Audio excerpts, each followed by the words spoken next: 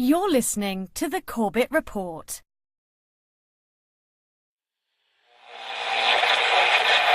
High oil prices helped ExxonMobil boost its profits to nearly $11 billion in the latest quarter. Shell is the latest oil company to report a big rise in profits thanks to higher oil prices. The ability of speculators to profit is surely dwarfed by the ability of oil-producing nations to profit from a higher price of oil. Maybe the easiest way for these guys to make the money? Manipulate oil back above $50, even $60. Oil. From farm to pharmaceutical, diesel truck to dinner plate, pipeline to plastic product, it is impossible to think of an area of our modern-day lives that is not affected by the petrochemical industry. The story of oil is the story of the modern world. Parts of that story are well known. Rockefeller and Standard Oil, the internal combustion engine and the transformation of global transport, the House of Saud and the oil wars in the Middle East. Other parts are more obscure. The quest for oil in the outbreak of World War I, the petrochemical interests behind modern medicine, the big oil money behind the Green Revolution and the Gene Revolution. But that story, properly told, begins somewhere unexpected. Not in Pennsylvania with the first commercial drilling operation and the first oil boom, but in the rural backwoods of early 19th century New York State. And it doesn't start with crude oil or its derivatives, but a different product altogether. Snake oil. Dr. Bill Livingston, celebrated cancer specialist, was the very image of the traveling snake oil salesman. He was neither a doctor nor a cancer specialist. His real name was not even Livingston. More to the point, the rock oil tonic he pawned was a useless mixture of laxative and petroleum, and had no effect whatsoever on the cancer of the poor townsfolk he conned into buying it. He lived the life of a vagabond, always on the run from the last group of people he had fooled, engaged in ever more outrageous deceptions to make sure that the past wouldn't catch up with him. He abandoned his first wife and their 6 children to start a bigamous marriage in Canada at the same time as he fathered 2 more children by a 3rd woman. He adopted the name Livingston after he was indicted for raping a girl in Cayuga in 1849. When he wasn't running away from them or disappearing for years at a time, he would teach his children the tricks of his treacherous trade. He once bragged of his parenting technique. "I cheat my boys every chance I get. I want to make 'em sharp." A towering man of over 6 feet and with natural good looks that he used to his advantage, he went by Big Bill. Others, less generously, called him Devil Bill. But his real name was William Avery Rockefeller, and it was his son, John D. Rockefeller, who would go on to found the Standard Oil monopoly and become the world's first billionaire. The world we live in today is the world created in Devil Bill's image. It's a world founded on treachery, deceit, and the naivety of a public that has never wised up to the parlor tricks that the Rockefellers and their ilk have been using to shape the world for the past century and a half. This is the story of the oligarchy.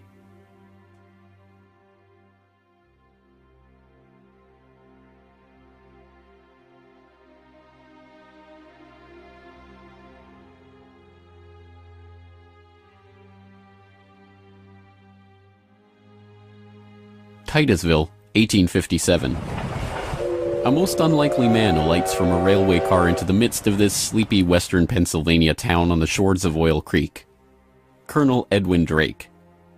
He's from the Pennsylvania Rock Oil Company, and he's here on a mission. To collect oil. Like Dr. Bill, Drake isn't really a colonel. The title is bestowed on him by George Bissell and James Townsend, a lawyer and a banker who started the Pennsylvania Rock Oil Company after they discovered they could distill the region's naturally occurring Seneca oil into lamp oil or kerosene. Drake is actually an unemployed railroad conductor who talked himself into a job after staying at the same hotel as Bissell the year before. Calling him a colonel, it is hoped, will help win the respect of the locals. The locals think he's crazy anyway. Seneca oil is indeed plentiful, bubbling out of seeps and collecting in the creek, but other than as a cure-all medicine or grease for the local sawmill's machinery, it's hardly seen as something valuable. In fact, it can be a downright nuisance, contaminating brine wells that supply Pittsburgh's booming salt industry. Still, Drake has a task to complete: finding a way to collect enough oil to make the distillation of Seneca oil into lamp oil profitable. He tries everything he can think of. The Native Americans had historically collected the oil by damming the creek near a seep and skimming the oil off the top. But Drake can only collect 6 to 10 gallons of oil a day this way, even when he opens up extra seeps. He tries digging a shaft, but the groundwater floods in too quickly. By the summer of 1859, he's desperate. Drake is running out of ideas, Bissell and Townsend are running out of patience, and, most importantly, the company is running out of funds.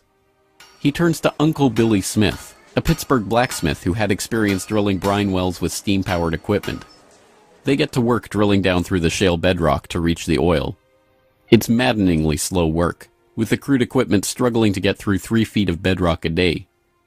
By August 27th, they've drilled down 69.5 feet.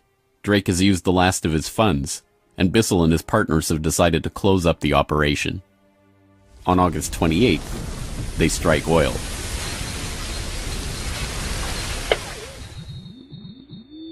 Then on Sunday, August 28, 1859, oil bubbled up the drive pipe. Uncle Billy and his son Sam bailed out several buckets of oil.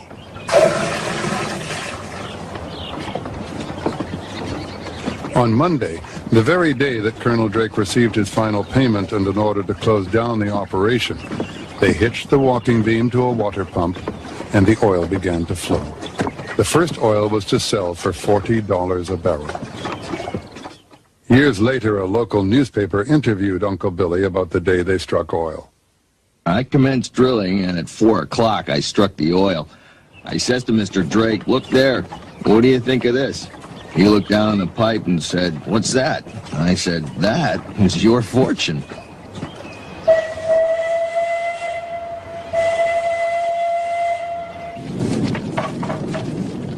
Drake's well proved that by drilling for it, oil could be found in abundance and produced cheaply. Overnight, a whole new industry was born.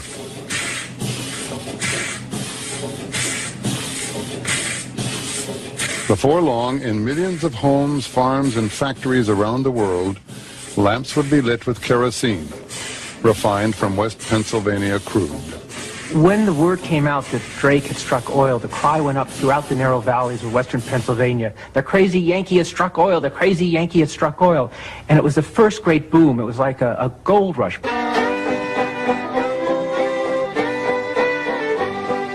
Down in Pennsylvania, there is plenty oil, they say. Petroleum, petroleum, we must all have some. Overnight, the quiet farming backwoods of rural Pennsylvania was transformed into a bustling oil region, with prospectors leasing up flats, towns springing up from nowhere, and a forest of percussion rigs covering the land. The first oil boom had arrived. Already poised to make the most of this boom was a young up-and-coming bookkeeper in Cleveland with a head for numbers, John Davison Rockefeller. He had 2 ambitions in life, to make $100,000 and to live to be 100 years old. John D. set off to make his fortune in the late 1850s, armed with a $1,000 loan from his father, Devil Bill. Grandfather never finished high school and went to Cleveland, having borrowed $1,000 from his father to start business, paid 9% interest on it, incidentally. And he read about the oil business just beginning and got interested and came to realize that it was a very volatile business at the time. In 1863, seeing the oil boom and sensing the profits to be made in the fledgling business, Rockefeller formed a partnership with fellow businessmen Maurice B. Clark and Samuel Andrews, a chemist who had built an oil refinery but knew little about the business of getting his product to market. 2 years later, the shrewd John D. bought out his partners for $72,500 and, with Andrews as partner, launched Rockefeller and Andrews. By 1870, after 5 years of strategic partnerships and mergers, Rockefeller had incorporated Standard Oil. The story of the rise of Standard Oil is an oft-told one. In a move that would transform the American economy, Rockefeller set out to replace a world of independent oilmen with a giant company controlled by him. In 1870, begging bankers for more loans, he formed Standard Oil of Ohio. next year, he quietly put what he called our plan, his campaign to dominate the volatile oil industry, into devastating effect. Rockefeller knew that the refiner with the lowest transportation cost could bring rivals to their knees. He entered into a secret alliance with the railroads called the South Improvement Company. In exchange for large, regular shipments, Rockefeller and his allies secured transport rates far lower than those of their bewildered competitors. By 1879, when Rockefeller is 40, he controls 90% of the oil refining in the world. Within a few years, he will control 90% of the marketing of oil and a third of all of the oil wells. So this very young man controls what is not only a national but an international monopoly in a commodity that is about to become the most important strategic commodity in the world economy. By the 1880s, the American oil industry was the Standard Oil Company, and Standard Oil was John D. Rockefeller. But it wasn't long until a handful of similarly ambitious and well-connected families began to emulate the Standard Oil success story in other parts of the globe. One such competitor emerged from the Caucasus in the 1870s, where Imperial Russia had opened up the vast Caspian Sea oil deposits to private development. Two families quickly combined forces to take advantage of the opportunity. The Nobels, led by Ludwig Nobel and including his dynamite-inventing, prize-creating brother Alfred, and the French branch of the infamous Rothschild banking dynasty, led by Alphonse Rothschild. In 1891, the Rothschilds contracted with M. Samuel & Co., a Far East shipping company headquartered in London and run by Marcus Samuel, to do what had never been done before: ship their Nobel-supplied Caspian oil through the Suez Canal to East Asian markets. The project was immense. It involved not only sophisticated engineering to construct the first oil tankers to be approved by the Suez Canal Company, but the strictest secrecy. If word of the endeavor was to get back to Rockefeller through his international intelligence network, it would risk bringing the wrath of Standard Oil, which could afford to cut rates and squeeze them out of the market. In the end, they succeeded, and the first bulk tanker, the Murex, sailed through the Suez Canal in 1892 en route to Thailand. In 1897, M. Samuel & Co. became the Shell Transport and Trading Company. Realizing that reliance on the Rothschild Nobel Caspian oil left the company vulnerable to supply shocks, Shell began to look to the Far East for other sources of oil. In Borneo, they ran up against Royal Dutch Petroleum, established in The Hague in 1890 with the support of King William III of the Netherlands, to develop oil deposits in the Dutch East Indies. The two companies, fearing competition from Standard Oil, merged in 1903 into the Asiatic Petroleum Company, jointly owned with the French Rothschilds, and in 1907 became Royal Dutch Shell. Another global competitor to the Standard Oil throne emerged in Iran at the turn of the 20th century. In 1901, millionaire socialite William Knox D'Arcy negotiated an incredible concession with the King of Persia: exclusive rights to prospect for oil throughout most of the country for 60 years. After 7 years of fruitless search, D'Arcy and his Glasgow-based partner, Burma Oil, were ready to abandon the country altogether. In early May of 1908, they sent a telegram to their geologist telling him to dismiss his staff, dismantle his equipment, and come back home. He defied the order, and weeks later, struck oil. Burma Oil promptly spun off the Anglo-Persian Oil Company to oversee production of Persian oil. The British government took 51% majority control of the company's shares in 1914 at the behest of Winston Churchill, then First Lord of the Admiralty, and survives today as BP. The Rothschilds and Nobels, the Dutch royal family, the Rockefellers. These early titans of the oil industry and their corporate shells pioneered a new model for amassing and expanding fortunes hitherto unheard of. They were the scions of a new oligarchy, one built around oil and its control, from wellhead to pump. But it was not just about money. The monopolization of this, the key energy resource of the 20th century, helped secure the oligarchs not just wealth, but power over the lives of billions. Billions who came to depend on black gold for the provision of just about every aspect of their daily lives. In the late 19th century, however, it was by no means certain that oil would become the key resource of the 20th century. As cheap illumination from the newly commercialized light bulb began to destroy the market for lamp oil, The oligarchs were on the verge of losing the value from their monopoly. But a series of lucky strikes was about to catapult their fortunes even further.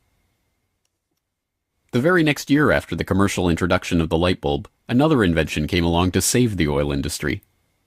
German engineer Carl Benz patented a reliable two-stroke internal combustion engine. The engine ran on gasoline, another petroleum byproduct, and became the basis for the Benz motor wagon that, in 1888, became the first commercially available automobile in history. And with that stroke of luck, the business that Rockefeller and the other oligarchs had spent decades consolidating was saved. But more luck was needed to ensure the market for this new engine.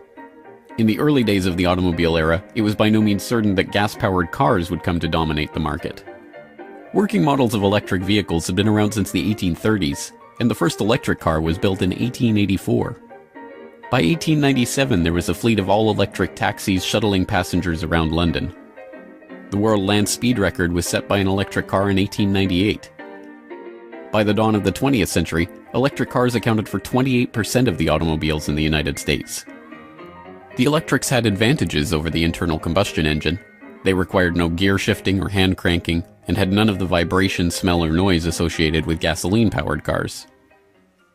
Lady Luck intervened again on January 10, 1901, when prospectors struck oil at Spindletop in East Texas. The gusher blew 100,000 barrels a day and set off the next great oil boom, providing cheap, plentiful oil to the American market and driving down gas prices. It wasn't long before the expensive, low-range electric engines were abandoned altogether, and big, loud, gas-guzzling engines came to dominate the road, all fueled by the black gold that Standard Oil, Shell, Gulf, Texaco, Anglo-Persian, and the other oil majors of the time were drilling, refining, and selling. Perhaps John D's greatest stroke of luck, however, was not supposed to be luck at all. Rockefeller had come under increasing scrutiny by a public outraged by the unprecedented wealth he had amassed through Standard Oil. Muckraking reporters like Ida Tarbell began digging up the dirt on his rise to power through railroad conspiracies, secret deals with competitors, and other shady practices. The press pictured him as a colossus with bribed politicians literally in the palm of his hand. Standard Oil was a menacing octopus with its tentacles strangling the lifeblood of the nation. Hearings began, investigations were launched, lawsuits were brought against him, and then, finally, in 1911, the Supreme Court made a monumental decision.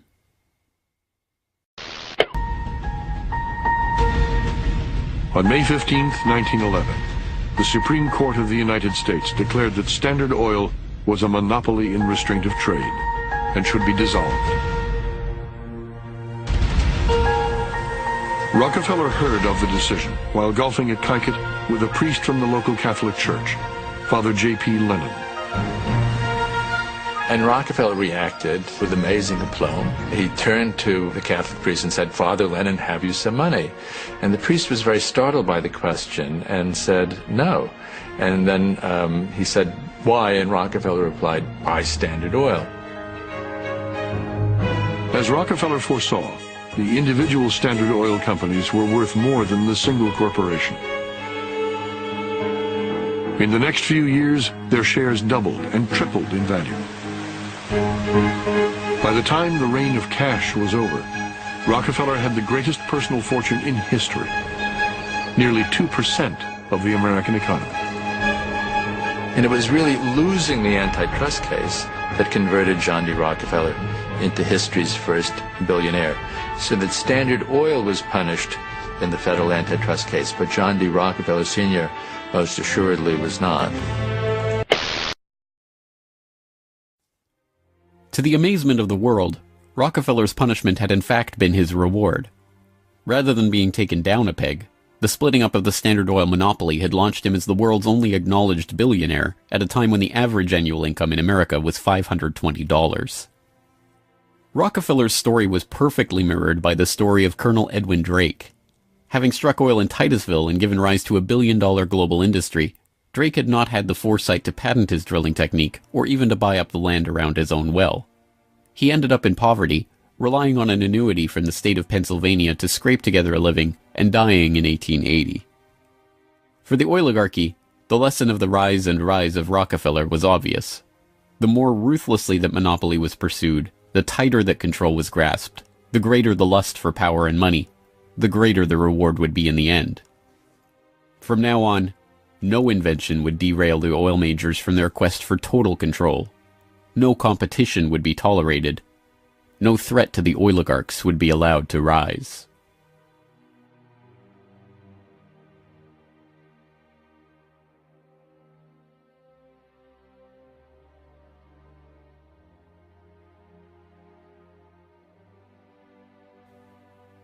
When asked how he could justify the treachery and deceit with which he had pursued the creation of the Standard Oil monopoly, John D. Rockefeller is reputed to have said, "Competition is a sin." This is the mentality of the monopolist, and it is this justification, framed as religious conviction, that drove the oligarchs to so ruthlessly eliminate anyone who would dare rise up as a pretender to their throne. Ironically, it was the competition between the oligarchs in the early 20th century that helped give rise to an early external threat to their empire: alcohol fuel. As historian Lyle Cummins has noted of the period, the oil trust battles between Rockefeller, the Rothschilds, the Nobels, and Marcus Samuel's Shell kept prices in a state of flux, and engines often had to be adaptable to the fuel that was available. In many areas where oil wasn't available, the alternative was alcohol. Ethyl alcohol had been used as fuel for lamps and engines since the early 19th century. Although it was generally more expensive, alcohol fuel offered a stability of supply that was alluring, especially in areas like London or Paris that did not have predictable access to oil supplies.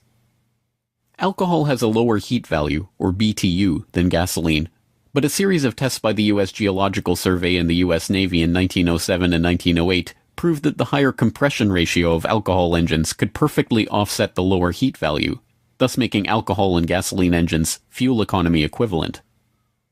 One early supporter of alcohol fuel was Henry Ford, who designed his Model T to run on either alcohol or gasoline. Sensing an opportunity for new markets to boost the independent American farms that he felt were vital to the nation, Henry Ford told the New York Times, "The fuel of the future is going to come from fruit like that sumac out by the road, or from apples, weeds, sawdust, almost anything. There is fuel in every bit of vegetable matter that can be fermented."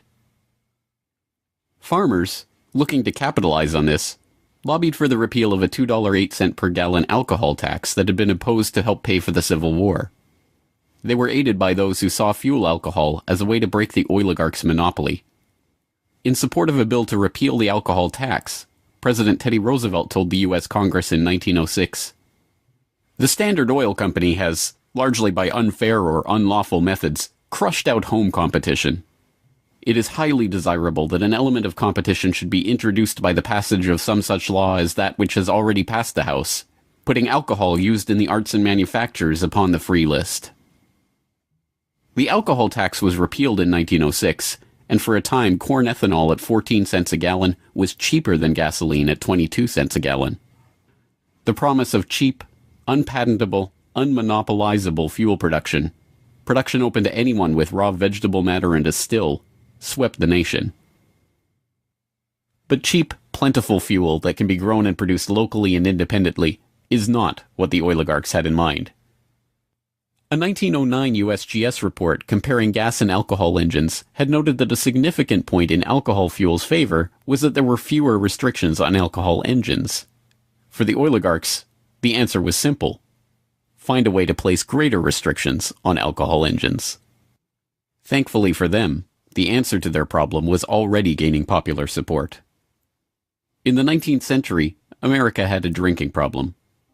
By 1830, the average American over 15 years old drank 7 gallons of pure alcohol per year, 3 times higher than today's average.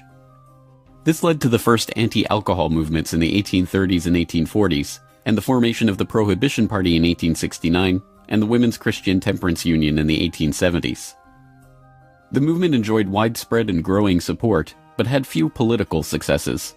Maine flirted with prohibition by outlawing the sale and manufacture of liquor in 1851, but the ban only lasted 5 years. This changed with the formation of the Anti-Saloon League in Standard Oil's birth state of Ohio in 1893. The ASL was started by John D. Rockefeller's longtime personal friend Howard Hyde Russell, and was bankrolled in part by generous annual donations from Rockefeller himself. The ASL, with Rockefeller's backing, quickly became the driving force behind a national movement to outlaw the production and sale of alcohol. Rockefeller was a teetotaler himself, not from moral concern, but because he was afraid that good cheer among friends would lead to his downfall in business. Stephen Harkness, one of the silent partner investors in Standard Oil and a director in the company until his death, had caught Rockefeller's eye when he made a fortune buying up whiskey in advance of a new excise tax that he had been tipped about, and selling it at a huge profit after the tax kicked in. No, Rockefeller and Standard Oil were not concerned about the moral state of the nation, except as far as it impacted their bottom line. But when Prohibition did come in 1920, it had an interesting side effect. Although it didn't ban the use of ethanol as a fuel directly, it did lead to increasingly burdensome restrictions, requiring producers to add petroleum products to their ethanol to make it poisonous before it could be sold. Alcohol fuel, now completely unable to compete with gasoline, was abandoned altogether by the automobile industry. Another existential threat to the vast fortunes of the early oligarchs was to require an even greater effort at social engineering: public transportation. By the end of World War I, private car ownership was still a relative rarity. Only 1 in 10 Americans owned a car. Rail was still the transportation of choice for the vast majority of the public, and city dwellers in most major cities relied on electric trolley networks to transport them around town. In 1936, General Motors formed a front company, National City Lines, along with Firestone Tire and Standard Oil of California, to implement a process of bustitution, scrapping streetcars and tearing up railways to replace them with GM's own buses running on Standard Oil-supplied diesel. The plan was remarkably successful. As historian and researcher F. William Engdahl notes in Myths, Lies, and Oil Wars, by the end of the 1940s, GM had bought and scrapped over 100 municipal electric transit systems in 45 cities and put gas-burning GM buses on the streets in their place.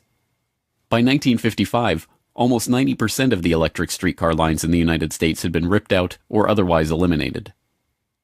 The cartel had been careful to hide their involvement in National City Lines, but it was revealed to the public in 1946 by an enterprising retired naval lieutenant commander, Edwin J. Quimby.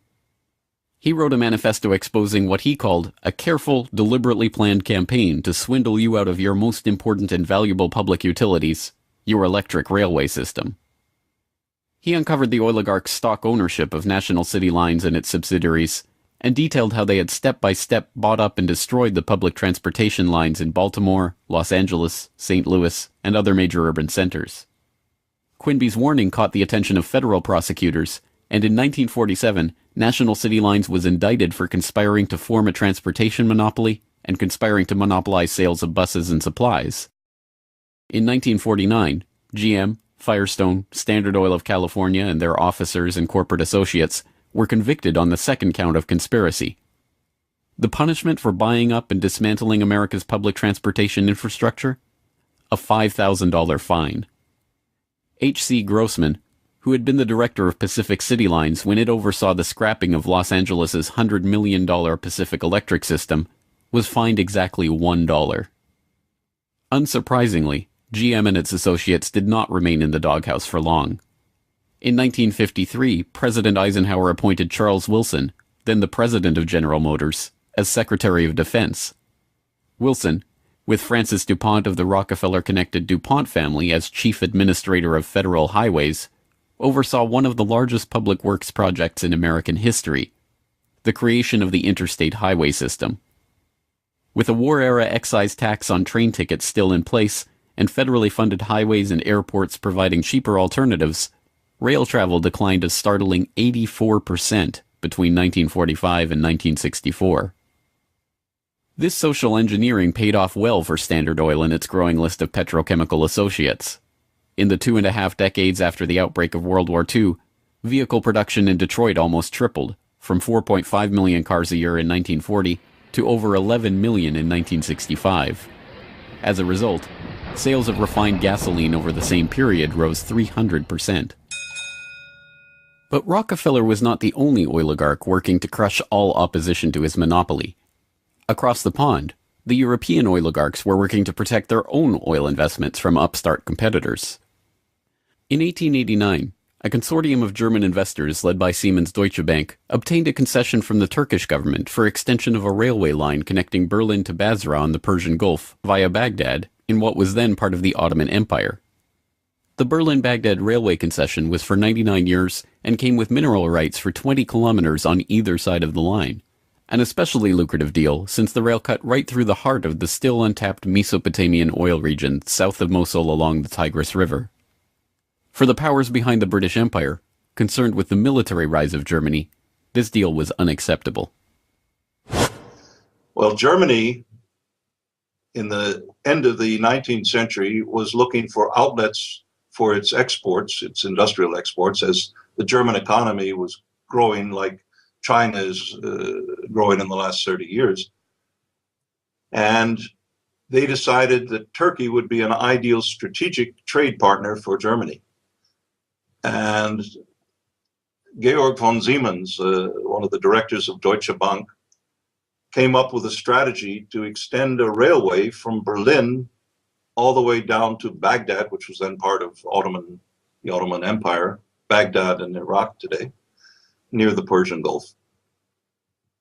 And German military began training the Turkish military. The German industry began investing in Turkey. They saw a huge potential market to begin bringing Turkey into the 20th century economically. Well, Deutsche Bank also negotiated mineral rights. I think it was 20 kilometers on either side of the railway. And it was already known in 1914 that Mosul and these other areas contained huge petroleum deposits. Well, why is that significant?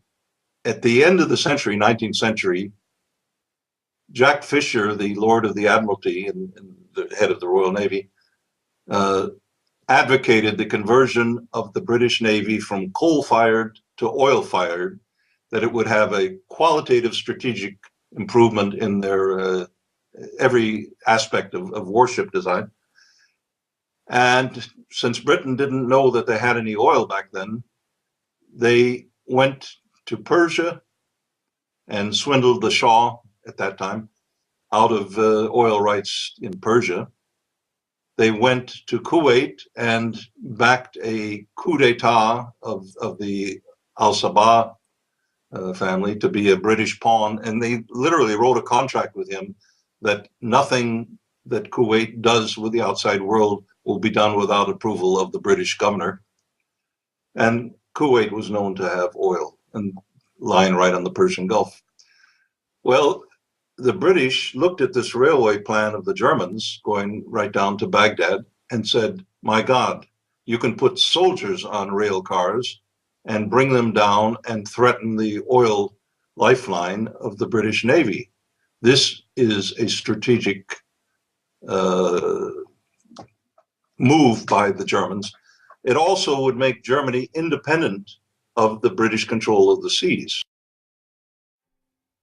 The British oligarchs, including the British Crown with its hidden controlling stake in Anglo-Persian oil and the Rothschilds merchant Marcus Samuel at Royal Dutch Shell, sought to counter this German threat to their commercial and strategic interests. They used Armenian-born, naturalized British citizen Calouste Gulbenkian, the architect of the Royal Dutch Shell merger, in order, as he later recalled, to see British influence get the upper hand in Turkey against the Germans. If that was his task, it was a remarkable success. In 1909, the British set up the Turkish National Bank, which was Turkish in name only. Founded by London banker Sir Edward Castle and with directors like Hugo Baring of the Barings banking family, Castle himself, and Gulbenkian, the bank set up the Turkish Petroleum Company in 1912. Formed explicitly to exploit the petroleum-rich oil fields of Iraq, then part of the Ottoman Empire, Gulbenkian brokered a deal that forced Deutsche Bank, with its 40-kilometer concessions along the oil-rich Baghdad railway line, into a junior partnership in the company. The stock was split so the British government's Anglo-Persian Oil Company owned half the shares, with Royal Dutch Shell and Deutsche Bank splitting the other half. Their plan to take over Germany's Turkish oil interests had been successful, but in an amazing irony, it didn't even matter. Gulbenkian finished negotiations for the Iraqi oil concession on June 28, 1914, the same day Archduke Ferdinand was shot in Sarajevo. An alliance the British had been brokering for years to constrain the rising German threat, an alliance involving France and Russia, kicked into motion, and the world was engulfed in war. By the end of World War I, The British and their allies had taken over Iraq and its oil deposits anyway. Germany had been completely cut out, and Gulbenkian, their scheming servant, received 5% of all oil field proceeds in the newly minted country. As the century wore on, the oil industry grew beyond the control of the handful of families that had dominated it since its inception. Oil deposits were located around the globe, and the resources of entire nation-states were marshaled to control them. Now, threats to the oligarchs and their interests required multilateral, multinational responses, and the consequences of those deals were felt worldwide.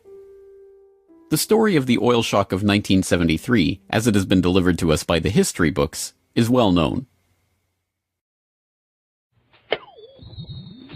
By the late 1960s, the nation relied on imported oil to keep the economy strong. Then, in the early 1970s, oil-dependent America's nightmares came true. 13 oil-producing countries in the Middle East and South America formed OPEC, the Organization of Petroleum Exporting Countries. In 1973, OPEC placed an oil embargo on the U.S. and other nations that had supported Israel against the Arab states in the Yom Kippur War. The American economy went into a tailspin as gas shortages gripped the nation. Few, however, know that the crisis and its ensuing response was in fact prepared months ahead of time at a secret meeting in Sweden in 1973. The meeting was the annual gathering of the Bilderberg Group, a secretive cabal formed by Prince Bernhard of the Netherlands in 1954. The Dutch royal family not only gave its royal imprint to Royal Dutch Petroleum, they are still rumored to be, along with the Rothschilds, one of the largest shareholders in Royal Dutch Shell, from the days when Queen Wilhelmina's Anglo-Dutch petroleum holdings and other investments made her the world's first female billionaire, right through to today. Bernhard's guest list at the Bilderberg Group reflected his position in the oligarchy. Alongside him at the Swedish conference were David Rockefeller of the Standard Oil dynasty and his protege Henry Kissinger, Baron Edmund de Rothschild, E.G. Collado, the vice president of Exxon, Sir Dennis Greenhill, director of British Petroleum, and Gerrit A. Wagner, president of Bernhard's own Royal Dutch Shell. At the meeting in Sweden, held 5 months before the oil crisis began, the oligarchs and their political and business allies were planning their response to a monetary crisis that threatened the world dominance of the US dollar. Under the Bretton Woods system, negotiated in the final days of World War II, the US dollar would be the backbone of the world monetary system, convertible to gold at $35 per ounce, with all other currencies pegged to it. Increasing US expenditures in Vietnam and decreasing exports caused Germany, France, and other nations to start demanding gold for their dollars. With the Federal Reserve's official gold holdings plunging and unable to stem the tide of demand, Nixon abandoned Bretton Woods in August 1971, threatening the dollar's position as the world reserve currency. Accordingly, I have directed the Secretary of the Treasury to take the action necessary to defend the dollar against the speculators. I have directed Secretary Connally to suspend temporarily the convertibility of the dollar into gold or other reserve assets, except in amounts and conditions determined to be in the interest of monetary stability and in the best interest of the United States. As leaked documents from the 1973 Bilderberg meeting show, the oligarchs decided to use their control over the flow of oil to save the American hegemon. Acknowledging that OPEC could completely disorganize and undermine the world monetary system, the Bilderberg attendees prepared for an energy crisis or an increase in energy costs, which, they predicted, could mean an oil price between $10 and $12, a staggering 400% increase from the current price of $3.01 per barrel.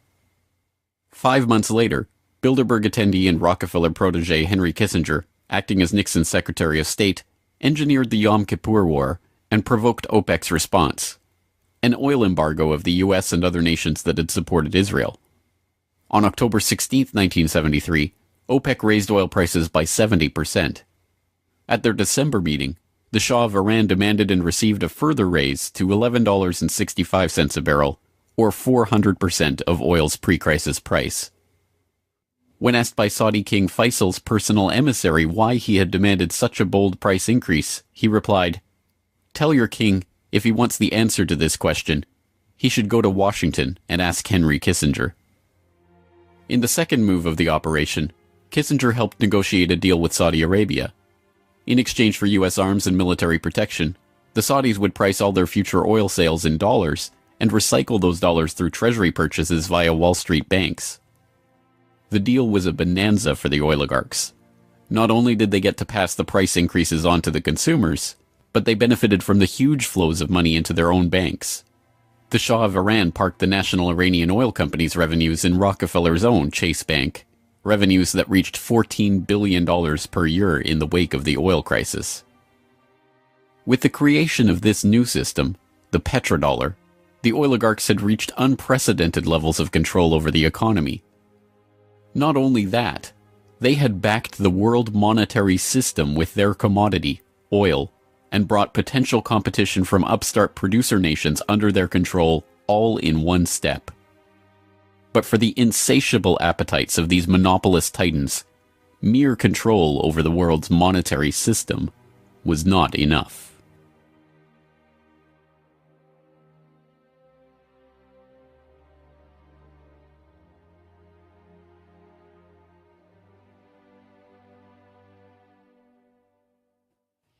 In the 19th century, railroad conspiracies and predatory pricing had been enough to assure the oligarchs' monopoly. But by the time that the British Crown, the Dutch royal family, the Rothschilds, and the other European oligarchs began opening up the Middle East and the Far East to oil exploration in the early 20th century, the goal was no longer to maximize profits or control the oil industry. It was not even to control international diplomacy. It was to control and shape the world itself, its resources, its environment, and its people. In order to achieve this goal, the oligarchy would need a facelift. In the current age, with the Rockefeller name now more likely to be associated with Rockefeller Plaza or Rockefeller University than Standard Oil, it is difficult to understand just how hated John D. was in his own day. He was the head of the Standard Oil Hydra, an octopus strangling the world in his tentacles, a cutthroat gardener pruning the competitors from the flower of his oil monopoly. As one of the richest men the world had ever known, he was an easy target for the average working man's frustration and a magnet for the poor seeking help. He received on average 50 to 60,000 letters a month asking for help. Dozens of people followed him in the street. Literally, crowds stood around the Standard Oil offices, waiting for him to come out. Little children, painfully thin, crying in the street and so on. Rockefeller felt overwhelmed. Besieged by the downtrodden, despised by the working man, hounded by Ida Tarbell and the muckraking press, John D. had the mother of all PR problems. The answer was simple: invent the PR industry. He hired Ivy Ledbetter Lee, a journalist turned communications expert who invented the modern public relations industry, to burnish the Rockefellers' tarnished image. It was Lee that suggested giving the family name to Rockefeller Center and filming John D. handing out dimes in public. An early master of public relations, Lee used the media which the muckrakers had used to disgrace Rockefeller to turn him into a sympathetic figure. Ivy Lee recognized early the power of the new moving picture and used newsreels to show a remarkably benevolent Rockefeller. I am very grateful to you and to a host of people who are so kind and good to me all the time. Why? Because you're so good to everybody. Yes, you are. As Ivy Lee began to kind of control his public image, he became oddly a kind of American character. And people kind of warmed to him in a bizarre sort of way. It was like having Frankenstein on the loose walking around New York City or something like that, with a cane and a long hat. Although this plane never takes off, this photo opportunity was presented as Senior's first flight.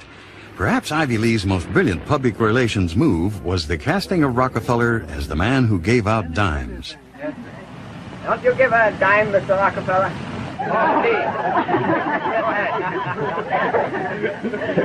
You bet a dime. Thank you, sir. Thank you very much. I consider And I myself... thank you for the ride. I consider myself more than amply paid. Bless you, bless you, Yes. bless you. These PR stunts seem obvious and ham-handed by today's standards, but they were effective enough. To this day, people leave dimes on the stone marker at the base of the 70-foot Egyptian obelisk that towers over John Dee's final resting place in Cleveland's Lakeview Cemetery.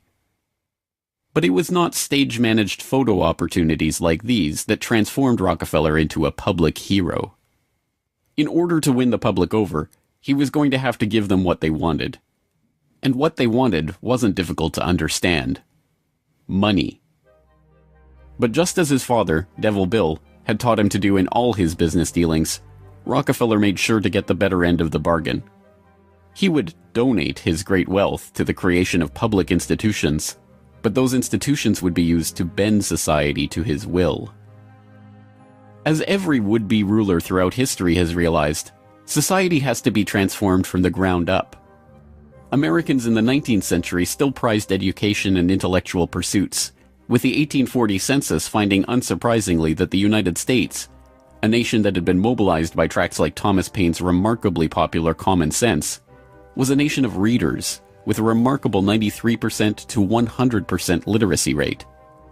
Before the first compulsory schooling laws in Massachusetts in 1852, education was private and decentralized, and as a result classical education, including study of Greek and Latin and a solid grounding in history and science, was widespread. But a nation of individuals who could think for themselves was anathema to the monopolists. The oligarchs needed a mass of obedient workers, an entire class of people whose intellect was developed just enough to prepare them for lives of drudgery in a factory. Into the midst stepped John D. Rockefeller with his first great act of public charity, the establishment of the University of Chicago.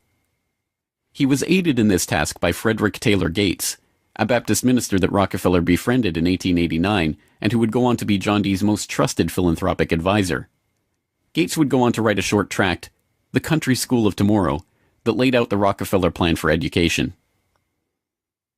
In our dream, we have limitless resources, and the people yield themselves with perfect docility to our molding hand. The present educational conventions fade from our minds, and, unhampered by tradition, we work our own goodwill upon a grateful and responsive folk. We shall not try to make these people or any of their children into philosophers, or men of learning or science. We are not to raise up from among them authors, orators, poets, or men of letters. We shall not search for embryo great artists, painters, musicians, nor will we cherish even the humbler ambition to raise up from among them lawyers, doctors, preachers, politicians, statesmen, of whom we now have ample supply. Although Rockefeller's resources weren't exactly limitless, they might as well have been. In 1902, he established the General Education Board to help implement Gates's vision for the Country School of Tomorrow with a staggering $180 million endowment. The Rockefeller influence on education was felt almost immediately, and it was amplified by help from fellow monopolists of the era who were approaching the topic of philanthropy from the same angle. Although best known as a steel magnate, Andrew Carnegie's fortune started on the railroads transporting Rockefeller's Standard Oil around the country, and was greatly magnified by a lucrative investment in property near Oil Creek that provided steady, profitable oil sales. In 1905, he established the Carnegie Foundation for the Advancement of Teaching, a tax-free foundation through which Carnegie and his appointees could direct the development of the education system in the United States, and, eventually, worldwide. In 1910, Rockefeller followed suit by establishing the Rockefeller Foundation, which became the tax-free umbrella organization for his philanthropic ambitions. As the Reese Committee, a congressional investigation into the activities of these tax-free foundations in the 1950s, discovered, it wasn't long before Carnegie's endowment approached Rockefeller's foundation with a proposal to cooperate on their shared desire to transform the American education system in their own image. Norman Dodd, the director of research for the congressional committee who was granted access to the Carnegie Endowment's board minutes, explains. So they approach the Rockefeller Foundation with the suggestion that that portion of education which could be considered domestic be handled by the Rockefeller Foundation, and that portion, which is international, should be handled by the endowment. And they then decide that the key to the success of these two operations lay in an alteration in the teaching of American history. So they approach four of the then most prominent teachers of American history in the country, people like Charles and Mary Bird, and their suggestion to them is, will they alter the manner in which they present this subject, and they get turned down flat. So they then decide that it is necessary for them to do, as they say, build our own stable of historians. And then they approach the Guggenheim Foundation, which specializes in fellowships, and say, when we find young men in the process of studying for doctorates in the field of American history, and we feel that they are the right caliber, will you grant them fellowships on our say-so? And the answer is yes. So under that condition, eventually they assemble 20. And they take this 20 potential teachers of American history to London, and there they're briefed into what is expected of them when, as and if they secure appointments in keeping with the doctorates they will have earned. And that group of 20 historians ultimately becomes the nucleus of the American Historical Association. And then toward the end of the 1920s, the endowment grants to the American Historical Association $400,000 for a study of our history in a manner which points to what can this country can it look forward to in the future. And that culminates in a 7-volume study, the last volume of which is, of course, in essence, a summary of the contents of the other 6. And the essence of the last volume is the future of this country belongs to collectivism administered with characteristic American efficiency. With this base for transformation firmly established, the Rockefeller Foundation and like-minded organizations embarked on a program so ambitious that it almost defies comprehension. They transformed the practice of medicine. As usual, the oligarchs that funded this change were also there to profit from it, and once again, John D. took his cue from Devil Bill's example. William Rockefeller had called his brand of snake oil Nujol for New Oil, and Standard Oil spun off Nujol as a laxative under their Stanco subsidiary. Manufactured on the same premises as Flit, an insecticide also derived from Standard Oil's byproducts, Nujol sold at the druggist for 28 cents per 6-ounce bottle. It cost Standard Oil less than 1/5 of a cent to manufacture. Pharmaceuticals provided a lucrative new opportunity for the oligarchs, but in a turn-of-the-century America that was still largely based on naturopathic, herbal remedies, it was a tough sell. The oligarchy went to work changing that. In 1901, John D. established the Rockefeller Institute for Medical Research. The institute recruited Simon Flexner, a pathology professor at the University of Pennsylvania, to serve as its director. His brother, Abraham, was an educator who was contracted by the Carnegie Foundation to write a report on the state of the American medical education system. His study, the Flexner Report, along with the hundreds of millions of dollars that the Rockefeller and Carnegie Foundations were to shower on medical research in the coming years, resulted in a sweeping overhaul of the American medical system. Naturopathic and homeopathic medicine, medical care focused on unpatentable, unmarketable natural remedies and cures, was now dismissed as quackery. Only drug-based allopathic medicine requiring expensive medical procedures and lengthy hospital stays was to be taken seriously. the fortunes of Carnegie, Morgan, and Rockefeller financed surgery, radiation, and synthetic drugs. They were to become the economic foundations of the new medical economy. The takeover of the medical industry was accomplished by the takeover of the medical schools. Well, the people that we're talking about, Rockefeller and Carnegie in particular, came to the picture and said, we will put up money. They offered tremendous amounts of money to the schools that would agree to cooperate with them. The donors said to the schools, we're giving you all this money. Now, would it be too much to ask if we could put some of our people on your board of directors to see that our money is being spent wisely? Almost overnight, all of the major universities received large grants from these sources and also accepted 1, 2, or 3 of these people that I mentioned on their board of directors, and the schools literally were taken over by the financial interests that put up the money. Now, what happened as a result of that is that the schools did receive an infusion of money. They were able to build new buildings. They were able to add expensive equipment to their laboratories. They were able to hire top-notch teachers. But at the same time as doing that, they skewed the whole thing in the direction of pharmaceutical drugs. That was the efficiency in philanthropy. The doctors from that point forward in history would be taught pharmaceutical drugs. All of the great teaching institutions in America were captured by the pharmaceutical interests in this fashion. And it's amazing how little money it really took to do it. The oligarchy birthed entire medical industries from their own research centers and then sold their own products from their own petrochemical companies as the cure. It was Frank Howard, a Standard Oil of New Jersey executive, who would go on to persuade Alfred Sloan and Charles Kettering to donate their fortunes to the cancer center that would then bear their name.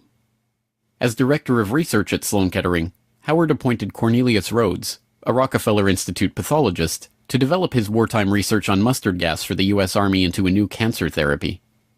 Under Rhodes's leadership, nearly the entire program and staff of the Chemical War Service was reformed into the Sloan Kettering Drug Development Program, where they worked on converting mustard gas into chemotherapy.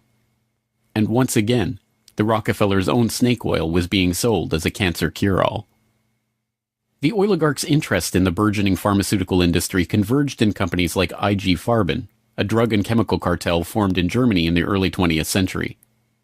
Royal Dutch's own Prince Bernhard served on an IG Farben subsidiary's board in the 1930s, and the cartel's American operation, set up in cooperation with Standard Oil, included on its board Standard Oil president Walter Teagle, as well as Paul Warburg of Kuhn-Loeb & Company, itself headed by Jacob Schiff of the Rothschild broker family. At its height, IG Farben was the largest chemical company in the world, and the 4th largest industrial concern in the world, right behind Standard Oil of New Jersey. The company was broken up after World War II, but like Standard Oil, its various pieces remained intact, and today BASF, one of its chemical offshoots, remains the largest chemical company in the world, while Bayer and Sanofi, 2 of its pharmaceutical offshoots, are among the largest pharmaceutical companies in the world. Not content merely to monopolize the fields of education and medicine, the same oligarchical interests banded together to take control of America's finances. In 1910, John D. Rockefeller Jr.'s own father-in-law, Senator Nelson Aldrich, Frank Vanderlip of the National City Bank, and Paul Warburg, as well as various agents of J.P. Morgan, met in complete secrecy on Jekyll Island to hammer out the details of what would go on to become the Federal Reserve, America's central bank. The Fed, established in 1913, would be run by hand-picked appointees of the oligarchy and their banking associates, including, perhaps inevitably, Standard Oil president and American IG director Walter Teagle. The Rockefeller family would go on to formally enter the banking field in the 1950s when James Stillman Rockefeller, the grandson of John D's brother, was appointed director of National City Bank. Meanwhile, John D's own grandson, David Rockefeller, would go on to take over Chase Manhattan Bank, the longtime banking partner of the Standard Oil empire. In this move, the Rockefeller story perfectly mirrored that of their fellow oligarchs, the Rothschilds. Whereas the Rothschilds had supplemented their banking fortune with their oil interests, The Rockefellers supplemented their oil fortune with banking interests. Springboarding from success to success as they consolidated monopolies across every field of human activity, the oligarchs' ambitions became even larger. This time, their goal was to consolidate control over the very food supply of the world itself. And once again, they would use philanthropy as the cover for their business takeover. The Green Revolution began in 1943 when plant geneticist Norman Borlaug and a team of researchers arrived on Mexican soil. His goal was to improve agricultural techniques and biotechnological methodologies, which in turn would help alleviate starvation and improve the living quality of developing nations. Creating new genetically modified strains of wheat, rice, maize, and other crops, Borlaug planned to win the battle against world hunger. The hope was that these new crops and farming techniques would rescue third world countries from the brink of starvation. That's exactly what happened. The agricultural innovations brought to the poverty-stricken countries gave the farmers the skills and resources necessary to sustain themselves. This triggered a chain of events that would allow these once struggling nations to survive. Agricultural exports soared in quantity and diversity and allowed the countries to become self-sufficient. As the genetically modified crops thrived, farmers were able to use their increased income to purchase newer and superior farming machinery. This increase in revenue made farming easier, more reliable, and more efficient. The Green Revolution led to the modernization of agriculture and has had a profound social, economic, and political impact on the world. The Mexican government turned to the Rockefeller Foundation in their endeavor to nourish Mexico through agriculture. Norman Borlaug, needless to say, was a researcher for the Rockefeller Foundation, and the Green Revolution, for whatever increase in yields it brought about, also created markets for the oligarchs' own interest in the petrochemical fertilizer industry and gave rise to the ABCD seed cartel of Archer Daniels Midland, Bunge, Cargill, and Louis Dreyfus. These companies, along with their associated interests in the food packaging and processing industry, formed the core of American agribusiness, a concept developed at Harvard Business School in the 1950s with the help of research conducted by Vasily Leontief for the Rockefeller Foundation. The American agribusiness giants shared a common goal: the transformation of third world agriculture into a captive market for their goods. From this perspective, the project was a runaway success. By the 1970s, the Rockefeller Standard Oil network and its cronies in the nitrogen fertilizer industry, including DuPont, Dow Chemical, and Hercules Powder, had broken into markets around the world, markets conveniently forced open for them by the U.S. government itself under President Johnson's Food for Peace program, which mandated the use of petrochemical-dependent agricultural technologies by aid recipients. Unable to afford these new technologies themselves, the impoverished Third World beneficiaries of this revolution relied on loans from the International Monetary Fund and the World Bank, handled by Rockefeller's own Chase Manhattan Bank and guaranteed by the U.S. government. The real costs of the Green Revolution, economic, agricultural, and environmental, are seldom tallied. Access to these debt-financed petrochemical-dependent technologies exacerbated the difference between the rich landowning class and the landless peasants in countries like India, where land reform and abolition of usury were dropped from the political agenda after the Green Revolution took over. Even then, the revolution's main success, its increase in agricultural yields, has been oversold. Yield growth across India actually slowed after the introduction of agribusiness. The environmental destruction is even more devastating. An overview in the December 2000 edition of Current Science notes, the Green Revolution has not only increased productivity, but it has also produced several negative ecological consequences, such as depletion of lands, decline in soil fertility, soil salinization, soil erosion, deterioration of environment, health hazards, poor sustainability of agricultural lands, and degradation of biodiversity. Indiscriminate use of pesticides, irrigation, and imbalanced fertilization has threatened sustainability. The Rockefeller Foundation even acknowledges the critiques of the Green Revolution it funded into existence, insisting that current initiatives take into account lessons learned. Even so, the Foundation continues to fund research and write reports on how to improve prospects for agribusiness investment in its target markets. As egregious as the Green Revolution was and continues to be, however, in many ways it was just the prelude to an even more ambitious project, the Gene Revolution. Now the project is not merely to monopolize the technologies, supplies, and chemical inputs for agriculture worldwide, but to monopolize the food supply itself through the replacement of the world's natural seeds with patentable, genetically modified crops.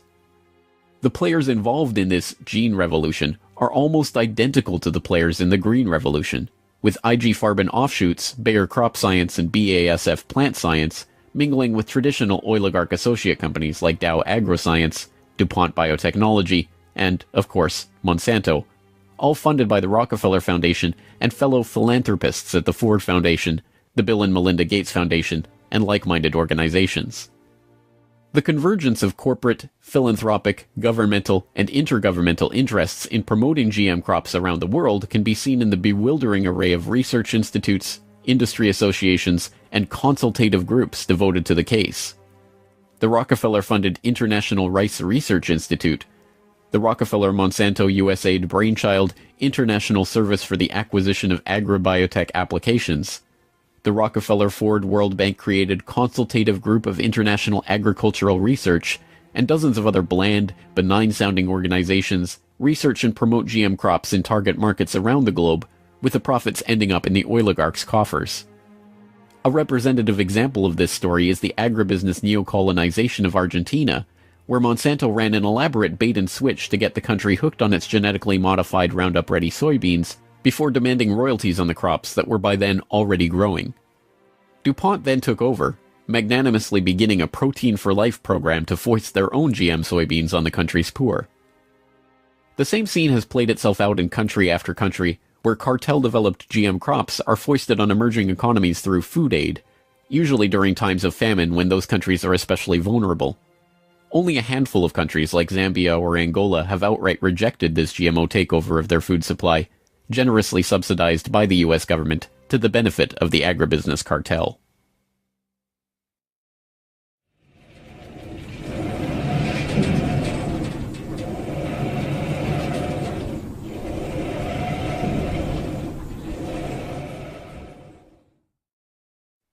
From cutthroat pioneers of the early oil industry to Machiavellian social engineers and geopolitical schemers, the oligarchs have come a long way since the days of Devil Bill's snake oil cure-alls. But his use of every form of deception and trickery to swindle the public informed how John D. and the rest of the oligarchs built up their business interests. As the 20th century drew to a close, it was obvious that for the powerful cartel that built the oil industry, the Rockefellers, the Rothschilds, the British and Dutch royal families, it was no longer about oil, if it ever really was. The takeover of education, of medicine, of the monetary system, of the food supply itself, showed that the aim was much greater than a mere oil monopoly.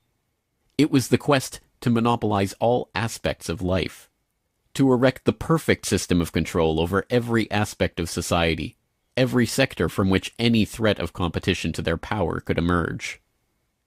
They had been remarkably, almost unbelievably successful.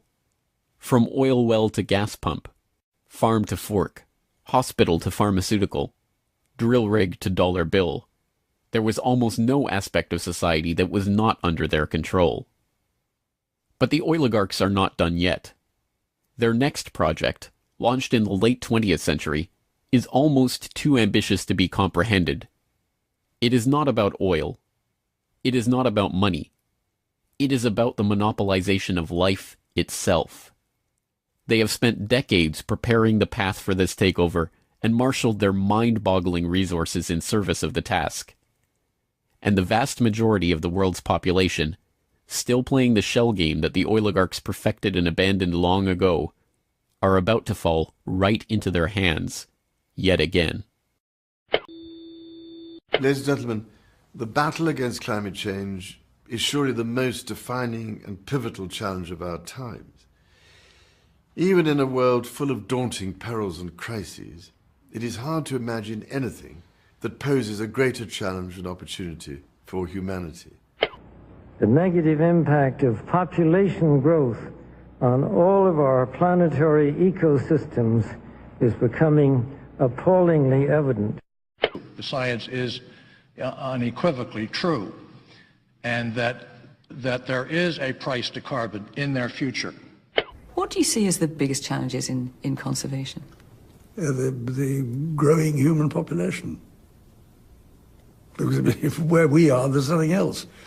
We have to start spending money, fast on the solutions that we have in hand to try and help these countries which are already seeing the effects of climate change today and seeing the effects of our consumption, basically. David Rothschild, thank you so much for joining us here on Bloomberg. Down in Pennsylvania, there is plenty oil, they say. Petroleum, petroleum, we must all have some. The oily fever, don't you see, infects most every live Yankee. From north, from east and west they come for petroleum oil. Oil, oil, oil, oh petroleum.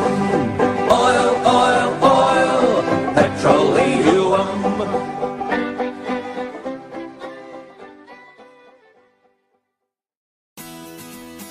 The Corbett Report is brought to you by the Corbett Report subscriber. A weekly newsletter featuring James Corbett's International Forecaster editorial, recommended reading and viewing, discounts on Corbett Report DVDs, and once a month, a subscriber-only video. Sign up today to start receiving your copy at corbettreport.com/support.